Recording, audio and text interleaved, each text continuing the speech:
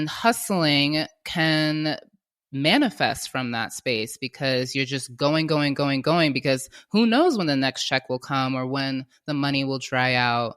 And so that, an individual has to be honest with themselves if that's where it's coming from, because hustling, it can be great. There are times in my business when I'm in an all-out sprint. That's usually in the spring and summertime. That's just my own personal natural flow. But hustling can also lead to burnout. So you do have to balance that with rest. And you do have to be honest with yourself if the hustling is coming from a scarcity place or if it's coming from a place of, I'm going to get it. I'm going to, maybe this is the time of year when your business, the cash is really flowing. Every season, every business has seasonality. And so sometimes it does call for hustling, but if it is coming from a scarcity minded place, then that's only going to work against you. You're listening to the Black to Business Podcast, an educational podcast providing Black entrepreneurs with the tools and resources to start and grow their businesses. We chat with vetted Black entrepreneurs, thought leaders, and business owners as they provide tips and resources to help take your business to the next level. I'm your host, Monique T. Marshall. There are many reasons we start businesses, but one of the main reasons we start is to build wealth. Now, your definition of wealth may be different, but the point of me bringing this up is the things that we put ourselves through and our businesses through in order to achieve this wealth. Things like continuously feeling the need to hustle or be a part of team, no sleep. Or what about this one? Our thoughts and our mindset around money. Thinking that you're not good enough for a certain opportunity that would help take your business to the next level financially. Or even thinking people are going to think this is too expensive when you roll out a new product or a service. And think about it, but we also thought it would be important to dive deeper and actually talk about it. These thoughts and beliefs have to do with something today's guest would say is our money mindset and our money story. Joining us on the show today is Danetha Doe. She is a financial wellness educator and creator of Money Mimosas, which is a wealth education company for the self-employed. Danetha is joining us to talk about how to prioritize your health over the hustle and grind culture, and why hustling can be good sometimes, but bad for your business, the impact your beliefs have on your finances and your spending habits, and how to elevate your money mindset and heal your relationship with money. And we're even touching on some important things to know about health insurance as an entrepreneur. Also, to top it off, Danetha is a Webby Award-winning TV host, a regular guest financial expert for Google, the U.S. Small Business Administration, Yelp, Postmates, and other organizations. And she has also been recognized as a personal financial expert by Time, the Wall Street Journal, and Fast Company. Like seriously, what a perfect fit. So let's dive in. Welcome to the Black to Business Podcast. We are excited about today's topic and we are excited to have you on the show. So welcome. Thank you so much, Monique. I am delighted to be here with you. Of course. So I always like to start with introducing those who are not yet familiar with you, introducing yourself to them and just telling us a little bit about what you do, how did you get where you are today in your business, and what exactly you do in your business. Absolutely. My name's Danetha Doe. I'm a financial wellness educator and the creator of Money Mimosas. Money Mimosas, we are a wealth education company for the self-employed. We provide courses, master classes, and a membership program for folks who are ready to level up their financial life. I launched Money Mimosas in 2014 after a career as an accountant. I have a degree in economics, and though I also have a background as a professional dancer, and I wanted to carve out my own lane. I didn't feel like I could bring my full self to my career, and I decided to take a leap of faith and start my own business.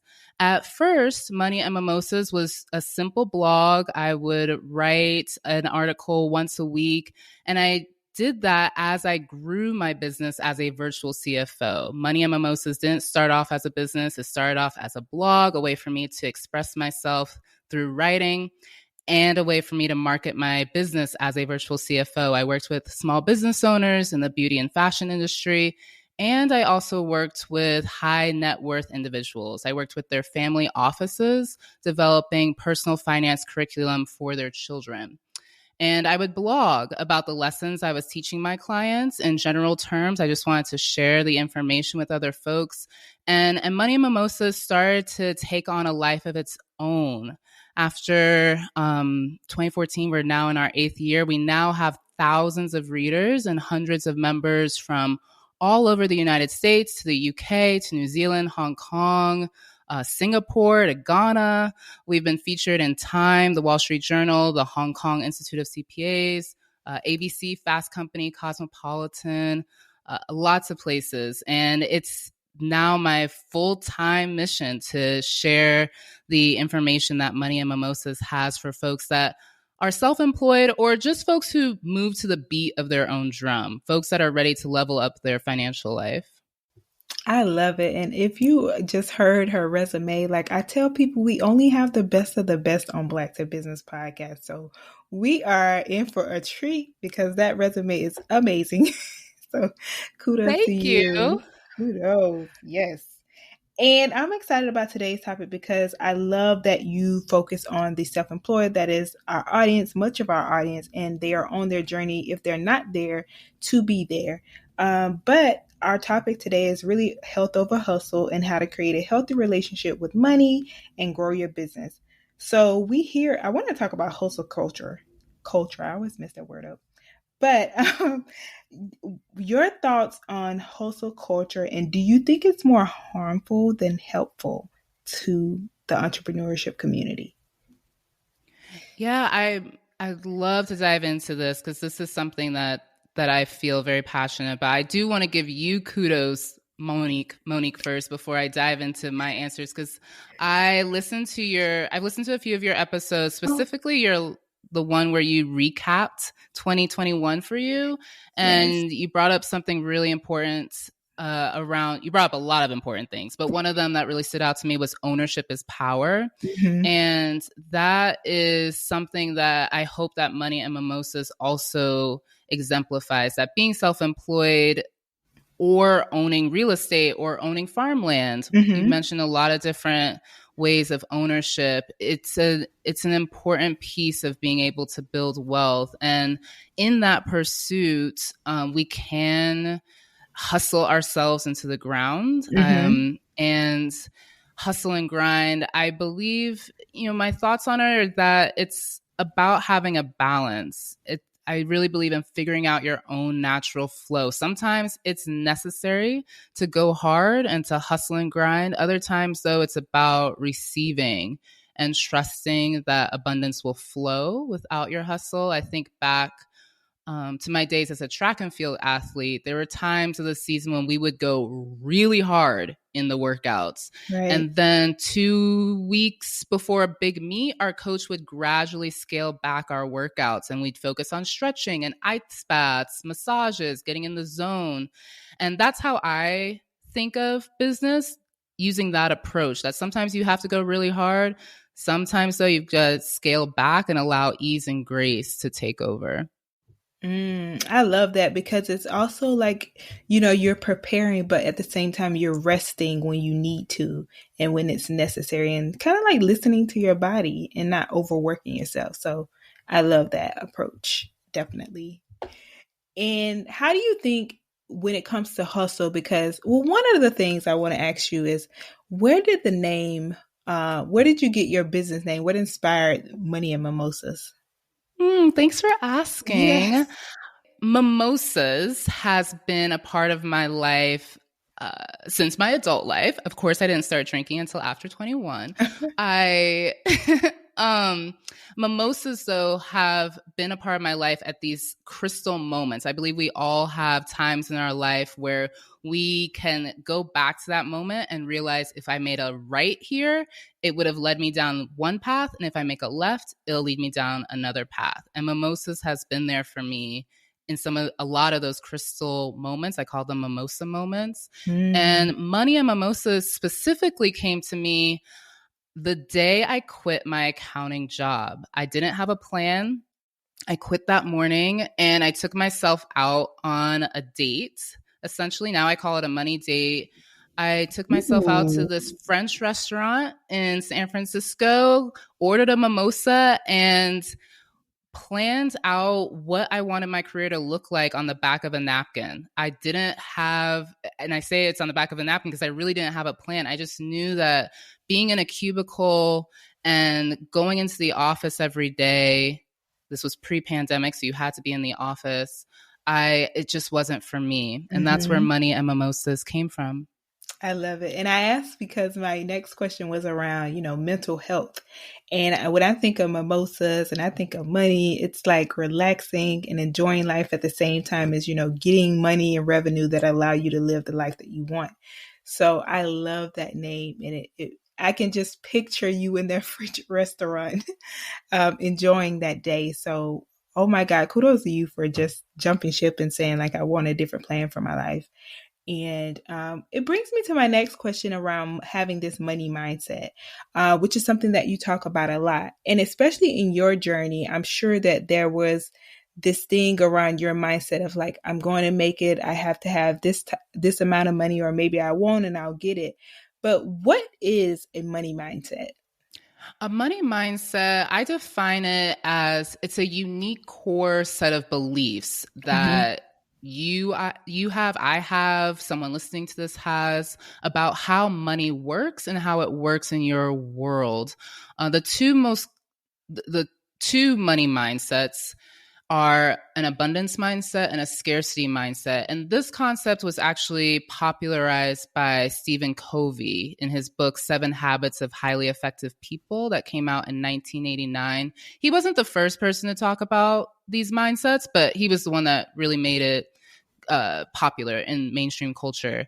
And so that in money mindset, those beliefs that we carry with us impact the way we approach our financial life, the decisions that we make, whether it's spending or investing or how we make money. It has a huge impact on our financial life. Certainly. And I know that one of the things we talk about often on the podcast is surrounding mindset. And especially when it comes to business, money is important in order to reach those goals. How do you think one's mindset and how they feel about money affects how they're able to manage their finances when it comes to business, and some of the common mistakes that you've seen from your members, from your clients?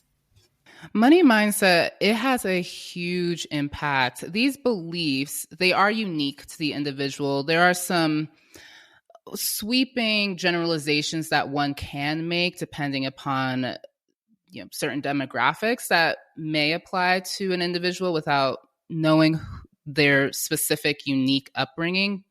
But generally speaking, it is also very unique to the individual. And these beliefs, they stem from our upbringing, like I mentioned, our culture, our experiences with money. And I see it as a tape that keeps playing in our head. And oftentimes it's unconscious. It's the things that you don't know about yourself. It's the things in your shadow, if you will. And it's driving your decisions. One of the quotes that I think about often when describing our money mindset and its impact on us is a quote from Carl Jung, who was a psychotherapist. He said, "Until you make your unconscious conscious, it will rule your life and you will call it fate." Until you make your unconscious conscious, it will rule your life and you will call it fate. And that is where our money story lies often. It's in our unconscious. It's what we do on autopilot when it comes to money.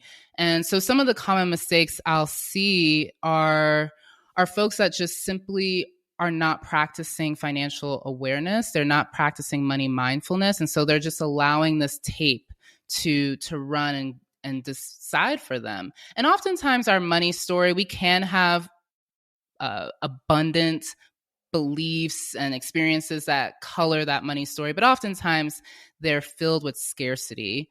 And so that scarcity mindset is what impacts our ability to go for that raise or to take that leap of faith and start a business or expand the business before you feel that you're ready.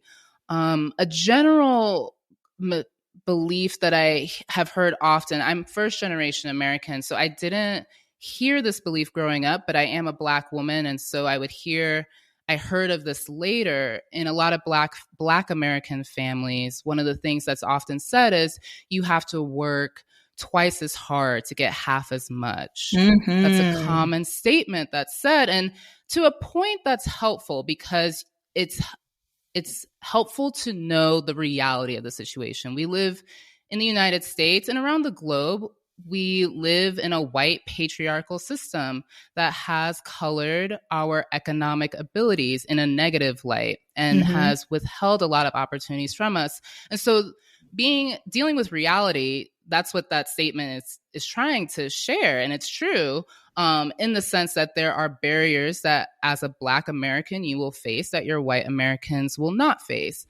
However, it can be taken to the extreme, to the point where an individual becomes overwhelmed and shuts down. I mean, can you imagine thinking this unconscious thought in your money story saying, you can work twice as hard, but you're still only going to get half as much? After a while, that really wears an individual down. Yep. And it will affect the way they go after opportunities. Likely, they won't even give themselves the chance to go after certain opportunities, because why, if they're only going to get half as much? And so that's what I mean by the money story and how it can unconsciously impact an individual's financial life.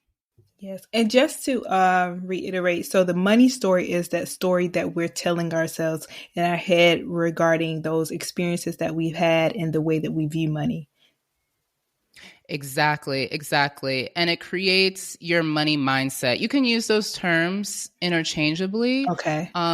What's helpful, if someone's listening to this and they're more of a visual person, if you, Monique, can visualize with me a circle, like a feedback loop. It's a circle that goes around and around and around. At the beginning of that feedback loop is your beliefs. Your beliefs will drive your thoughts. So imagine an arrow going from beliefs to your thoughts. Your thoughts dictate your actions. So imagine an arrow now going from thoughts to actions. And then your actions will produce your results. So imagine an arrow now going from actions to results.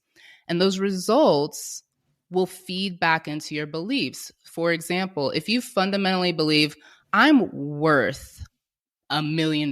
I'm worth having a vacation home.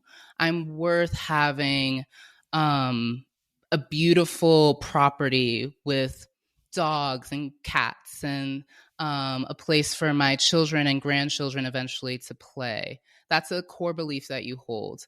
You'll start thinking things that support that belief, like, oh yes, I'm going to go for this this freelance writing contract, even though I don't match all the criteria. I'm going to go for it. You'll start thinking those thoughts, and then you'll take action. You'll actually apply for that opportunity and you'll get it, likely. Sometimes you won't, but because you're taking action, of course, eventually you're going to get positive results. And those positive results will feed back into your belief. You get the gig, you get the job, you're like, oh yeah, I am worth it. And it just continues to feed that loop. But the opposite can happen as well. If you fundamentally don't believe you're worthy, that'll feed into your thoughts that, I'm not going to go for that. Why even bother? I'm going to work twice as hard, only get half as much. So that will inform your actions. You'll probably not go for it, or if you do, you'll kind of not put your whole effort into it, because why? You probably won't get it.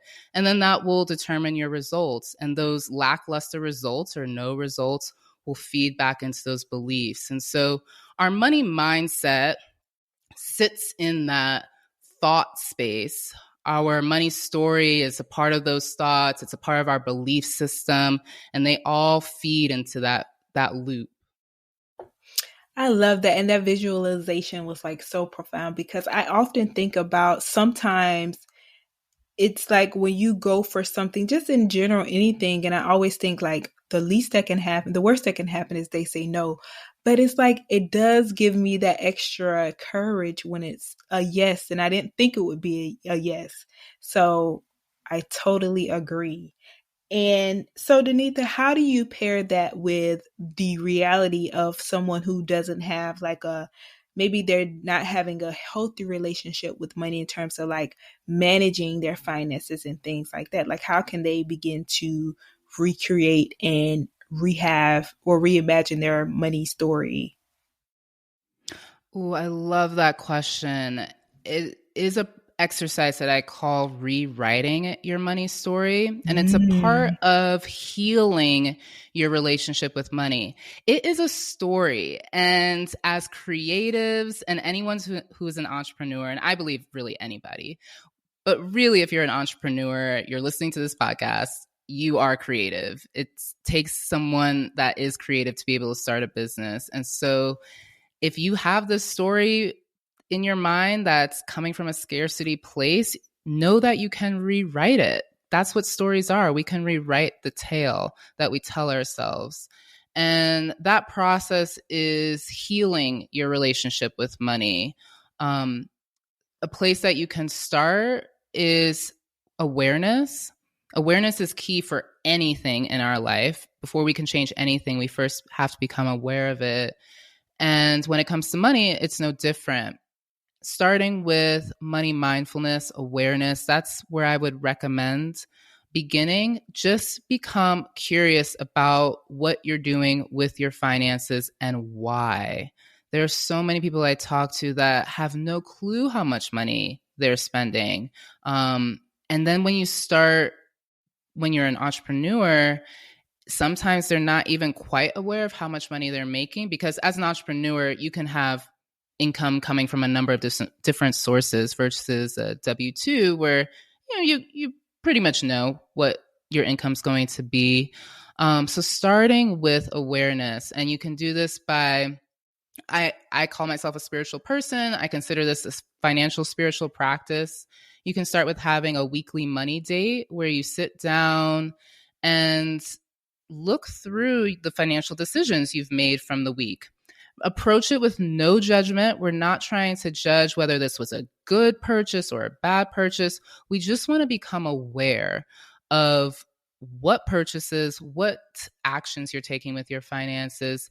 And then this is the key part of that step, is how does it make you feel? How does it make you feel when you look at whatever expense you just paid that week? Does it make you feel proud? Does it make you feel like, shoot, I shouldn't have done that again? Or, oh my goodness, did I really spend that much? How does it make you feel? And feelings and emotions, I know from the financial space, maybe for some folks it sounds strange that a quote unquote financial expert is talking about feelings, but let me tell you, this is a conversation that happens across the spectrum, regardless of someone's socioeconomic background. I'm talking from folks that may not have a lot of money to folks that are billionaires. These are conversations that I've been a part of, regardless of how much money someone has or does not have. Once we get clear on the emotions, once we get aware of where the money's going, and then we get clear on the emotions attached to it, that's when we can start making some shifts and really start leveling up to whatever financial status an individual wants to get to. I love that. And I love that you led with, taking the judgment out of it, because I think that a lot of times, myself included, when we look at things like this, it's just like, oh, I don't want to deal with it. I'd rather not see it. And then something happens and it hits you. But I love that you said like having that look and being aware and looking at your finances. So would you recommend people looking over their finances? Like how often would you say? Yeah, I would recommend once a week. If you push it out to a month, it can get overwhelming. just having to look at however many transactions you have. So make it a weekly cadence, make it pleasurable. I light candles. I do have a glass of a mimosa during that time. You Love can it. have whatever makes you happy. Wear something that makes you feel good in your skin. You make it a date, really treat yourself. And I do want to say, thank you for saying this, Monique, that sometimes it's hard to even look at it. Mm-hmm. So if you're in that place where it's just too much to open up your bank account, it brings up a lot of shame, regret. Don't judge it. Be aware that that's what's holding you back, though, that those feelings of shame and regret. And what I would recommend is setting up alerts from your bank account so that you don't have to actively take that step to open up the account. So what those alerts do, you can set it to every time you spend $20, you get a text message. You can also get an account balance notification every morning. So you're starting to get more in touch with your money, starting to heal that relationship without having to sit down, open up the account or open up the app and other, you don't have to have that willpower. It just comes to you. I love it. And I just love that it's what it's all about is, again, creating that healthy relationship with money in order for your mindset, but also to grow your business.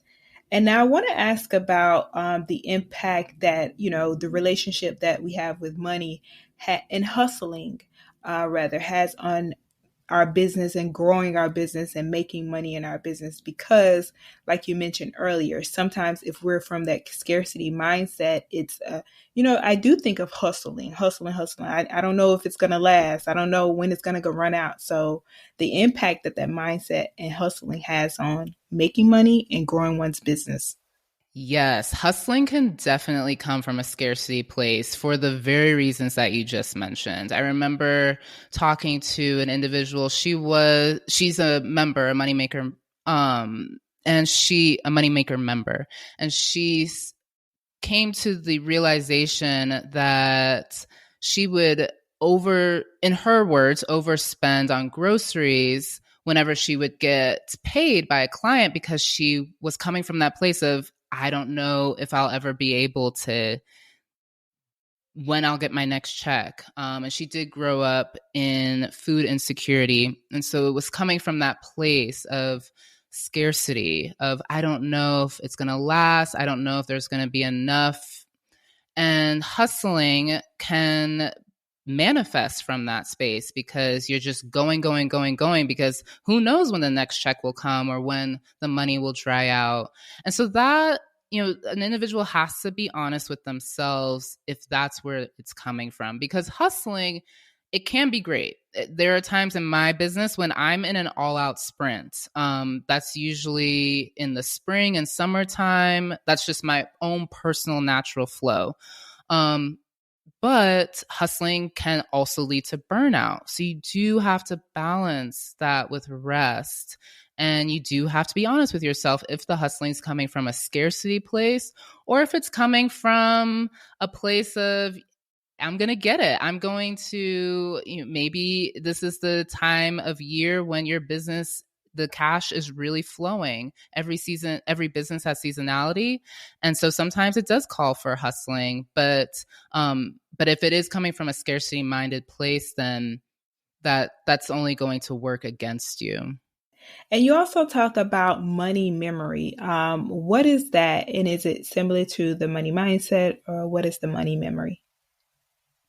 Money memories are the experiences that you have had in relationship to money, and they do inform your money mindset.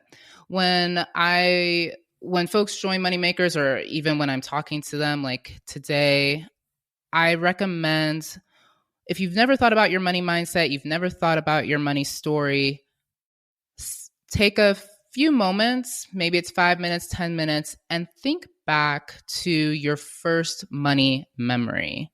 What was the first thing you recall? What was the first experience you recall as it relates to money?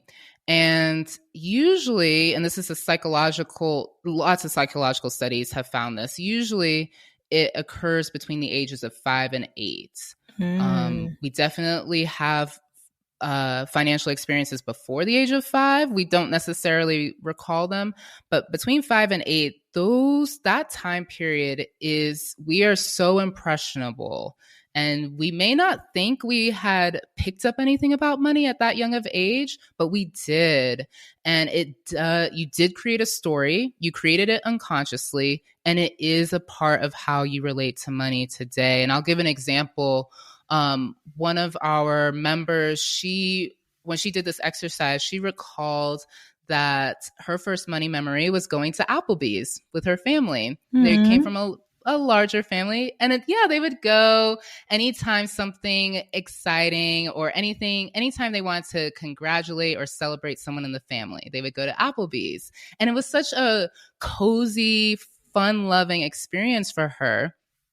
And what she did was, unconsciously, she related celebrating any type of win in her life to spending money on food and creating experiences that surrounded food anytime she got a raise or she got a promotion or she actually started a business. Anytime something was worth celebrating to her, she would take herself out or order taken. And that in and of itself is not a bad thing. That is one thing I want to say. There's nothing good or bad about any financial decision. It's whether or not it's supporting you in your goals.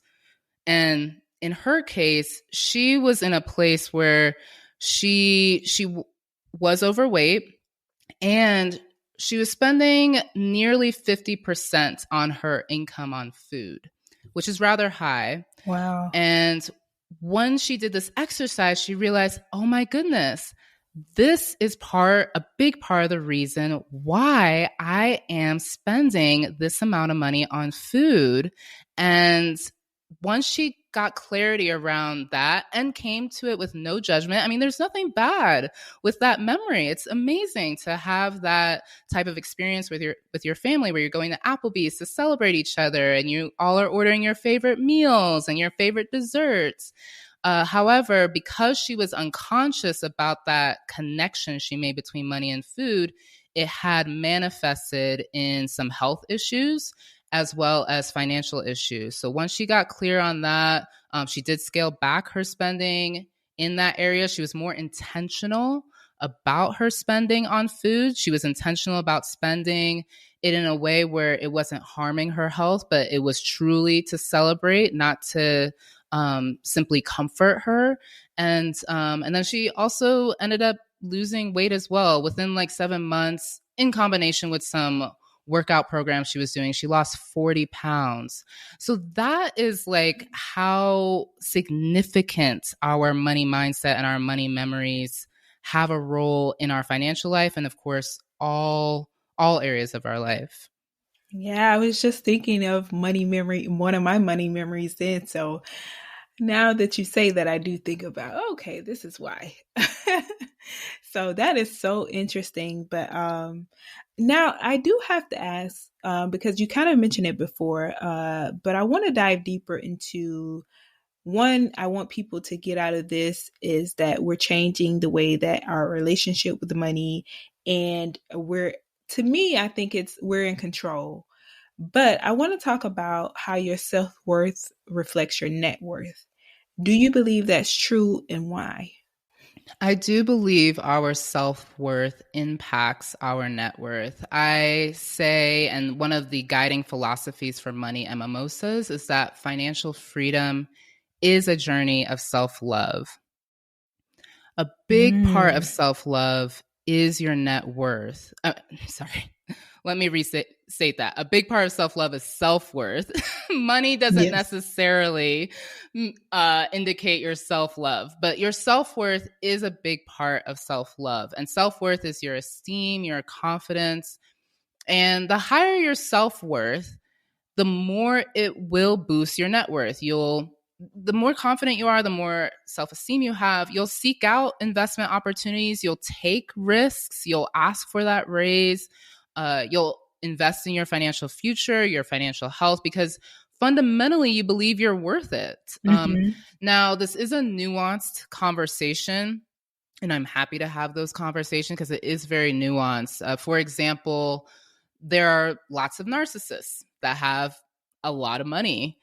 They don't necessarily have high self-esteem. That's one of the traits of a narcissist, is that they come across as confident, but they really have low self-esteem. And in those conversations, and I've looked at some of their balance sheets, their net worth actually isn't that high. They are dealing with a house of cards. So it may seem like they have a lot of money, but they're also highly leveraged in debt. So that still rings true, that the higher your self-worth, the higher your net worth, and the lower your self-worth, possibly the lower your net worth. The other nuanced piece to this is, as a Black woman, I have faced barriers in the financial world, in the business world. And, perhaps my white woman counterpart who hasn't faced those same barriers may have a higher net worth than me. Does that necessarily mean that her self-worth is higher? Because, for me, I can speak for myself. I've done a lot of work on my self-esteem and self-worth. No, the answer is no, not necessarily that her self-worth is higher.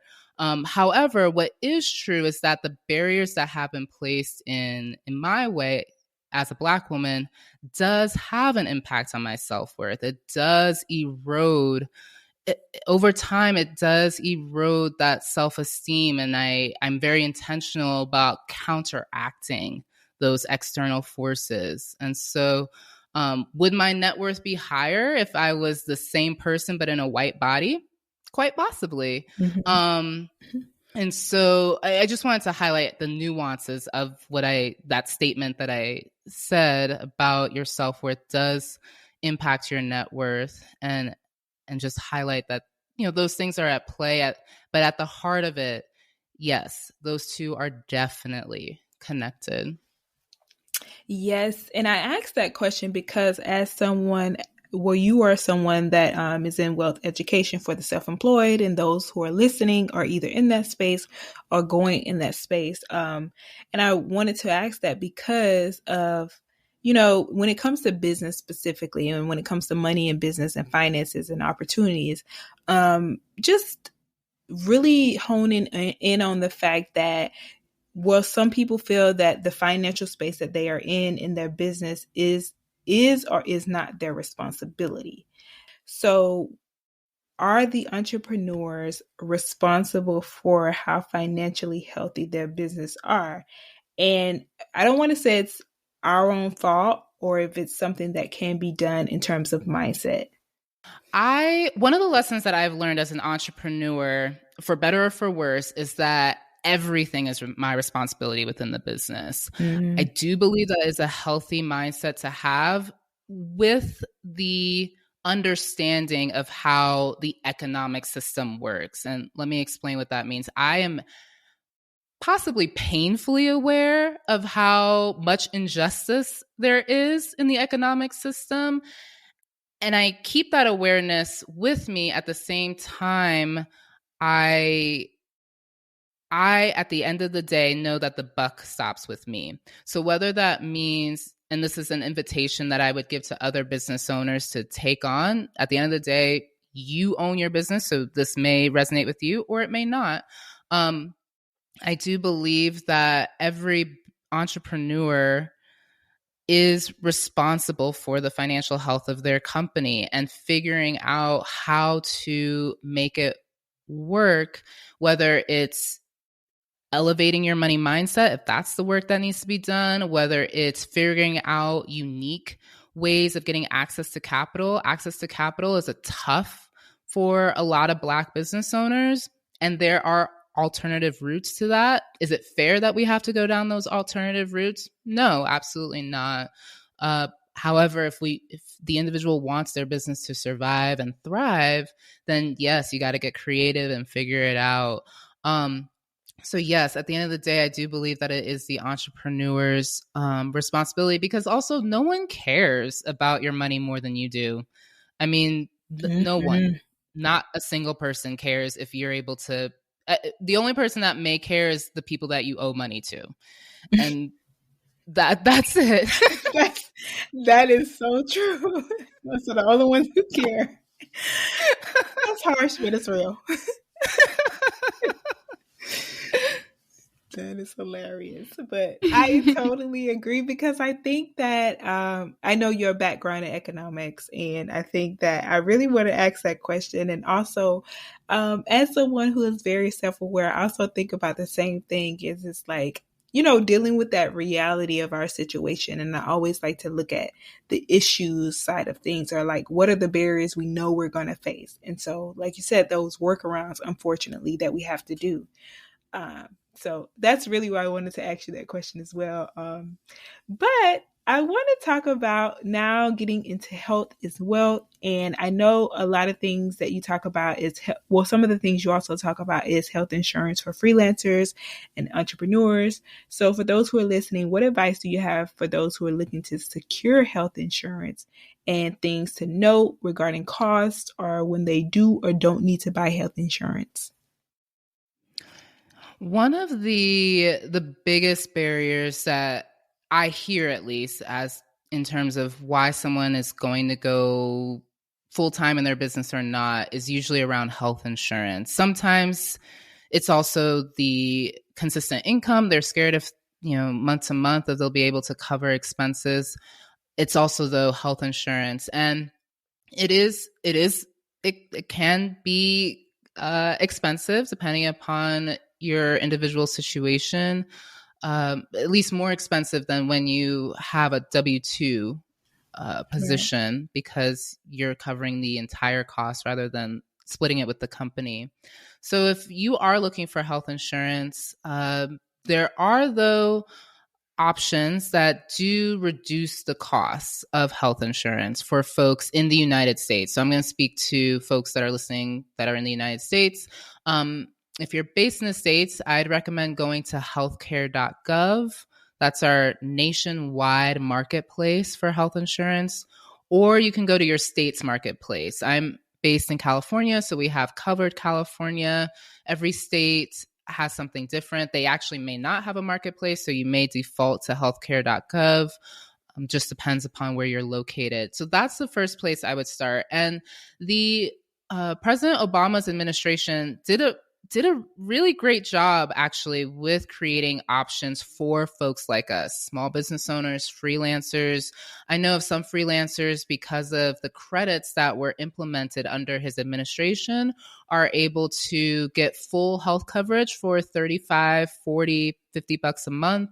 And so there are options available to folks, especially as you're starting your business, growing your business, and you're watching, how much money you're spending. There are options where you can still get full health coverage and not have to spend an exorbitant amount of money to do that. So my advice is to start there. Some things to look at when you're looking at all of the costs is there's 5 things to look at. So there's your premium. That's the monthly bill, essentially, that you're paying in order to access the insurance. There's your deductible.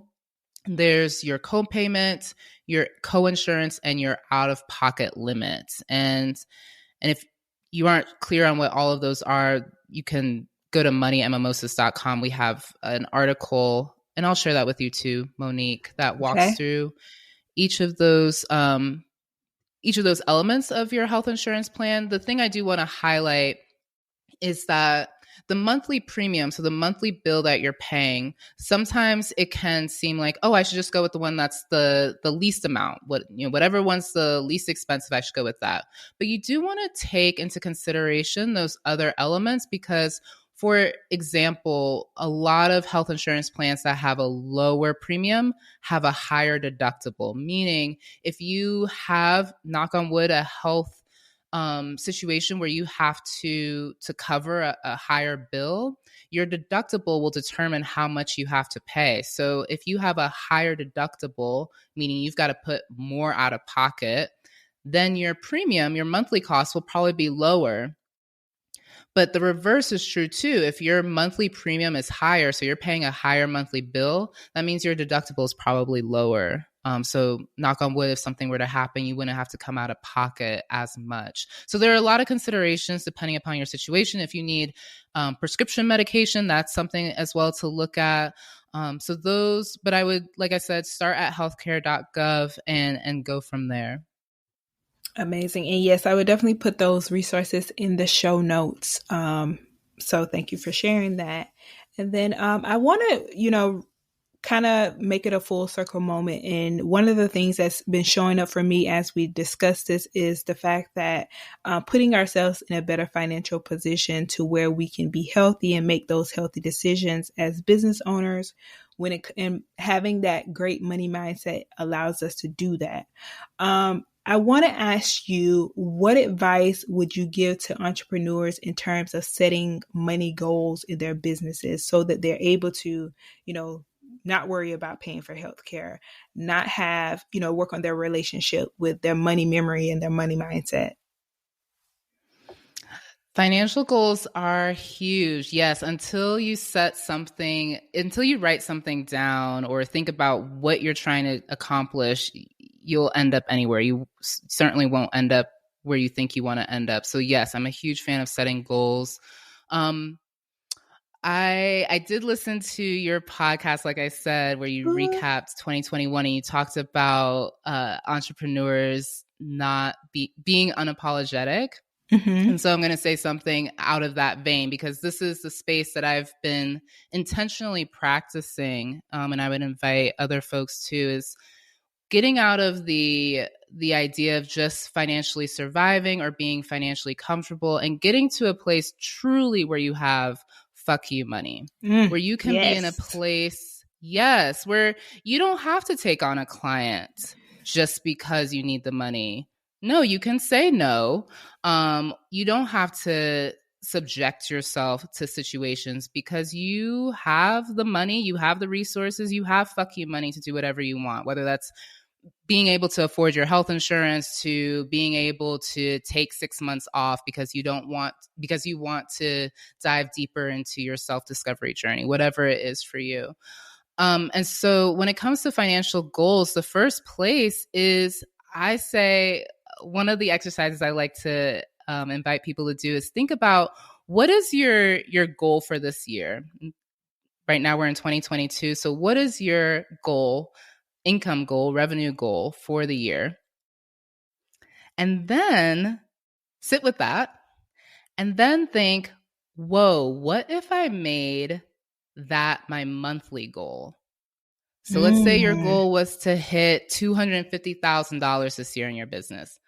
What if you made that your monthly goal? $250,000 every month. Major. That's the feeling. That's the feeling to approach your business with. Every decision you make. Imagine you're running a business that's making monthly what you thought your annual goal was. And that is fuck you money. And that's where I want to invite folks to live and breathe and play, make decisions from that place. I love that. I felt that because it's also, we just had a guest on, Octavia Connor, speaking about profiting first in business. And I think that one of the biggest things on that conversation was about having excess in money, having that excess and not coming from, like we talked about, a place of scarcity. But I think that once we begin to change our mind around money, it's like, charging those prices and not being afraid, like you talked about earlier, to go for those bigger opportunities and contracts or whatever. So I love that. Yes, exactly. Going for those bigger contracts. Yes. Instead of having, 10, 15 clients, what if you only had to have 3? Yeah. We're trying to sip some mimosas and not hustle, health over hustles. Mimosas is more healthy than hustling. So yes, I am. Yes. So I want to talk about some of the things that you're offering and you're doing, because this conversation has been so valuable. And your Money Makers membership. So if you could just provide some of the resources that you work on and how do you help entrepreneurs and business owners develop a healthy relationship with money. Definitely. Thank you so much for asking. Yes. There are three ways folks can work with Money and Mimosas. If our philosophy at Money and Mimosas resonates, you can start with our weekly newsletter. That's absolutely free to sign up. Just head over to moneyandmimosas.com. Every week I share a unique money tip. For instance, last week was about, if you live in the state of California, the LLC fee of $800 is waived for 2022. That's not common knowledge. So things like that I'll share in the newsletter with folks. Once you're ready to invest, and I hope that you are, you can start with our signature course, which is a 5-day money mindset level up program. So a lot of what I talked about today with you, Monique, I cover, but I go more in depth, and it's over 5 days, how to shift from a scarcity mindset to an abundant mindset, and specifically how to transform a middle-class mindset and elevate it. The third way folks can work with us is through our Money Makers membership program. And this is where you get access to my network of financial experts. So you get access to mini masterclasses with folks who typically work with high net worth individuals, meaning folks that have assets of 10 million or more. You also get weekly exercises to get you closer to your financial goal. And you get access, because of those experts, to opportunities that aren't widely known. For example, one of our experts last year in 2021 shared 2 investment funds that were not only great for the environment, but were also generating 20 to 30% in returns. Those opportunities are no longer available because more folks know about them. So you get access to that information once it hits, once it's made accessible, but before it's well known. And that membership, I just want to be clear that membership is really for folks who are self-motivated. If you're looking for a community, someone to like cheer you on, this isn't the place for it. You really want to level up your financial life, and you are ready to do the work to make that happen. Amazing. And Danetha, one of the things that you mentioned earlier, I wanted to go back to was your own story in that the day you left your job. What was your mindset like then, and how did you feel? How do you feel that you were able to make it to where you are now? You are such a great interviewer. Thank you. Honestly, Monique, I was naive when I quit my job. That's what I had, such fearlessness. Yes. And that's why I was able to do it. I'm grateful I didn't know as much as I know now, particularly around systemic injustice and all the barriers that come with being an entrepreneur, period, but then being a Black entrepreneur on top of that. So that's how I was able to quit that day. What's gotten me to this place, I am intentional about creating a life that I love. I am perhaps to a fault maniacal about it. There isn't anything that I do that isn't dedicated to living a life of pleasure, of love, of joy, of abundance, peace. That is always my focus. And so that is what has gotten me to this point. I love it. And one of the things that you said, and I always think about this, is like, when we were kids, it's like we were just like so naive and we just did whatever and did not even think about half the things would be embarrassing now. But I think those are the things that allowed us to just do. And now, the world tells us, nope, that's not okay. And I always think about going back to that childlike imagination when you're going after your goals in your business. So that's what your story reminded me of. And I really felt that. And that's why I wanted to go back and ask you that question. Yes. That getting in touch. Do you do this? I do have practice with getting in touch with my inner child. That is a part. Yeah, that's a big piece of this. Yes. So I know that helps someone listening. And I know that's something, again, like I practice too, especially, getting outside of your comfort zone and just reminding myself, even when I talked about it in that 2021 recap. So that's what I'm doing a lot of, is getting back in that inner child. Yes, because like you said, that's the place of imagination and it's fearless. And I think too, I'm curious if you think about this too, Monique.